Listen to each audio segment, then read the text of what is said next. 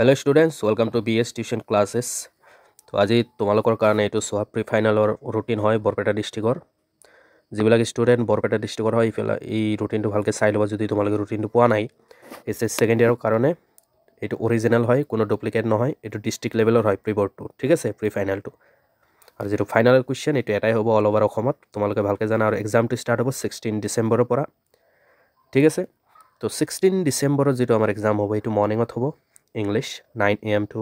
12 noon আবেলি নাই exam 17 তাৰিখে যিটো স্বদেশ অধ্যয়ন আছে বা ভোকেশ্যনেল এটা ছাবজেক্ট এটা আছে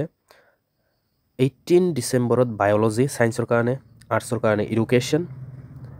আৰু কমাৰ্চৰ কাৰণে বিজনেছ ষ্টাডিজ 19 ডিচেম্বৰত এটা এক্সাম আছে IT এগ্ৰিকালচাৰ ৰিটেইল ট্ৰেড 20 ডিচেম্বৰত কি আছে আমাৰ হিষ্ট্ৰী আছে কেমেষ্ট্ৰি এণ্ড ফাইনেন্স 21st আছে জিঅ'গ্ৰাফি চ' কম্পিউটাৰ ছায়েন্স এপ্লিকেশ্যন 23rd আছে মেথছ 24th আছে এডভান্স লেংগুৱেজ এৰাবিক সংস্কৃত আৰু 26th আছে MIL আৰু alternative English 27th logic philosophy and psychology statistics 28th আছে ইকনমিক্স এণ্টাৰপ্ৰেনাৰশ্বিপ ডেভেলপমেণ্ট 30 ডিচেম্বৰত আছে political science physics and accountancy and 31st December এদিনা তোমালোকে এক্সাম দি কেনে আহি কেনে ধুৱাধাৰ এনজয় কৰিবা হয়নে এন্থ্ৰপলজি সেলছমেনশ্বিপ এডভাৰটাইজিং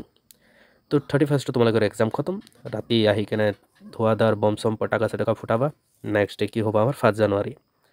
ঠিক আছে এইখিনিয়ে আৰু এইটো অৰিজিনেল তোমালোকে চাই STEM চিষ্টেম লগোৱা আছে অল দ্য বেষ্ট